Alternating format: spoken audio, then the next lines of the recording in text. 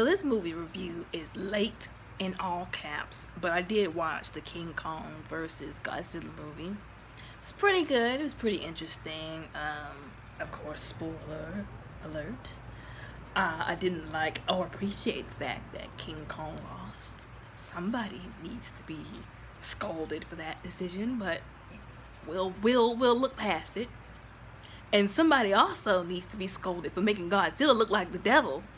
I mean, honestly, there was some scenes where he was looking like, and it was like panning all in on him, and he was looking like, and I got so scared once. I thought he was looking at me. I was like, oh, he needs to do something. Turn the TV off. Throw some holy water at the screen or something, because I don't like the way he's looking at me. And then, I remembered that it was just a movie, and it wasn't real. But still, they had Godzilla looking like the devil up in there. I'm not gonna lie to y'all.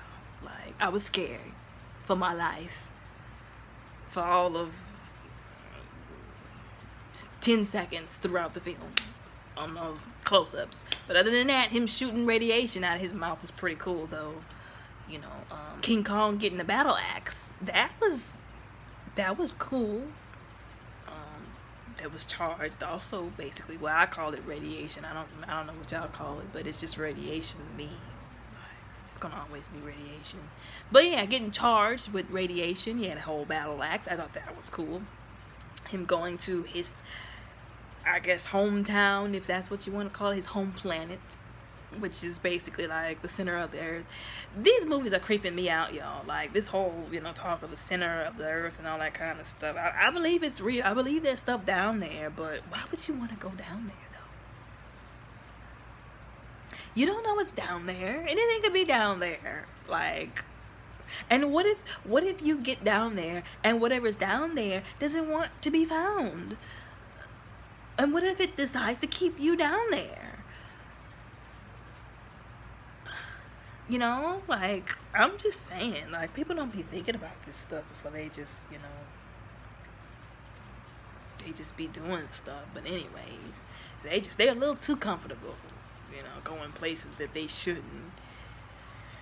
You couldn't pay me enough money to get in one of them little things they was riding around in and go down into the center of the earth, because I'm afraid of what I would find down there. And that's if you can get down there in one piece, which they barely got in and out in one piece without getting ate, squashed, shot at. But anyways, the fighting was cool and all that. This little scene where he was on the boats, and that one chick that was like, just dump the monkey. And I was like, now you really think that's going to... first of all, that was about as stupid as the day is long, because you dump, Kong, that's your only line of defense. Like, you're basically like... You might as well just offer yourself up to Godzilla, like, if that's what you were going to do. Because once you dump him, then Godzilla's going to be like, oh, look at this convenient food floating around for me. Toys to just smash and blast through. And maybe he would have left them alone, but there was no guarantee. I'm just saying, there was no guarantee. But the scene where they were like, on the ocean, and the little girl goes up to him, and it was like raining, and he was like talking to her, and I was like, oh, that's so adorable. He's talking to her, but he won't talk to anybody else. That was funny too. But and then, the lady that I guess was supposed to be like her, kind of like her mom figure, was like, well, why didn't you tell me that he could talk to you and that you could talk back? And I'm like, well, what do you think? He probably knew better. He probably knew that, the moment he started letting people know that he could talk to them, they were going to be telling him to do all kind of cuckoo stuff, and it was just going to lead to more of,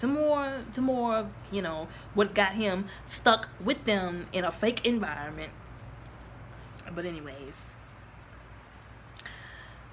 But yeah, them taking him or like moving him, I guess. And they never like showed us how he got to the fake environment that he was in the beginning of the movie, which I'm kind of like, okay, I guess. And that's another thing. It kind of seemed like, I don't know if it seemed like this to anybody else, but so you remember the Snyder cut of Justice League, how whenever they released the Snyder Cut, it was so much more understandable. Everything makes sense.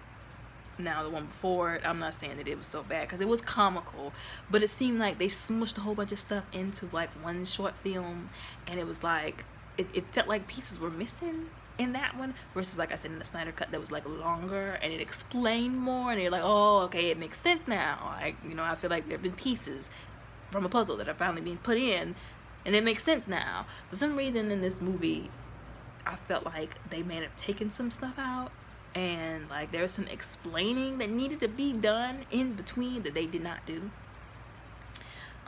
But it was probably because, so I watched, there's a channel on YouTube called The Film Theorist, and he was explaining, well, his theory that like they may have taken certain parts out that was mostly like, you know, human to human contact, you know, stuff like how when, I forgot the names of all these people, the white guy and the Asian guy went to find the other white guy who wrote a book about going to the center of the earth, and they had stuck him in the basement because I guess they thought he was crazy or something like that, which was messed up if you really think about it. But stuff about them, who they really were, you know, backstories a little bit, I guess, what significance they had in that particular movie.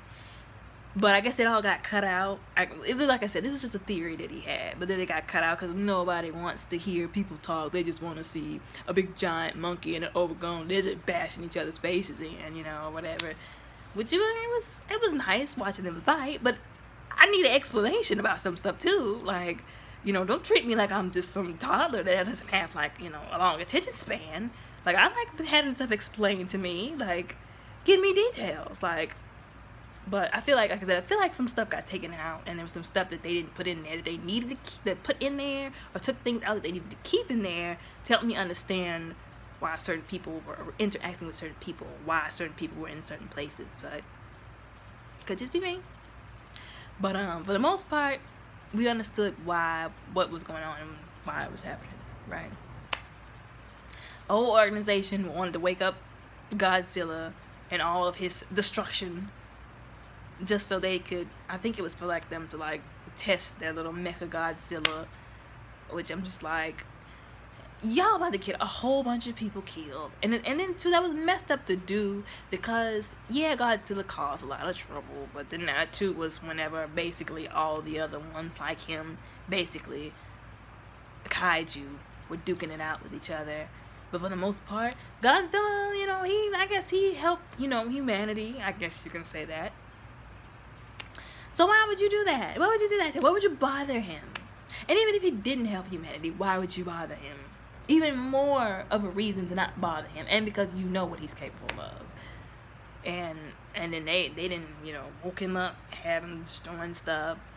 And the young lady, like I said, I don't know any of these people's names. I should have known. But the young lady, she played in Stranger Things. And there was another actor, it's a black guy. And the young man who played in, I think he played in one of the Deadpool movies. The three of them together basically going on a road trip. They did him dirty, by the way. Like, the way they was talking to him and treating him, they did him dirty, okay?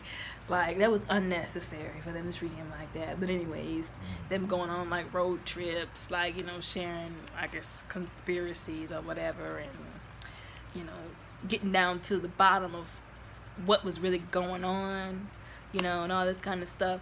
And I'm like, so I'm not trying to, like, you know, start no war or anything, but ain't no way in the world certain kids would have been able to do what she did, talking about her father was like, you just need to be quiet and stay put, because I had to rescue you in a whole nother Godzilla movie, and I don't want to do that again. I don't want you to endanger again, so please just stay put.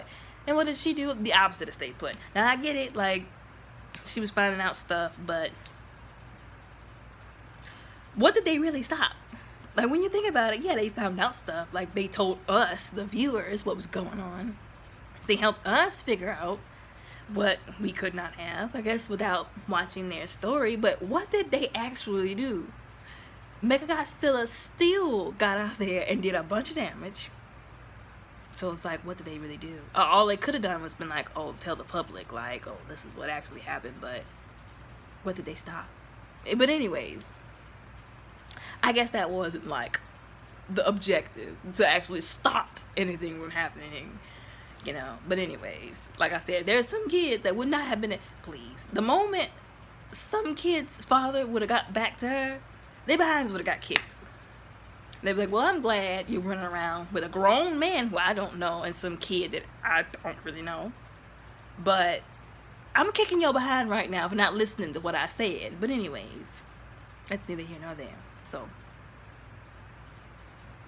the crazy part though was like I said, I don't know any of these people's names. The Asian guy, he had got into the little thing, you know, where he was supposed to like hook up with Mechagodzilla, and I think they used like the remains of, well, one of Ghidorah's heads, sort of like, well, I don't know how the science behind it, but y'all seen it in the movie.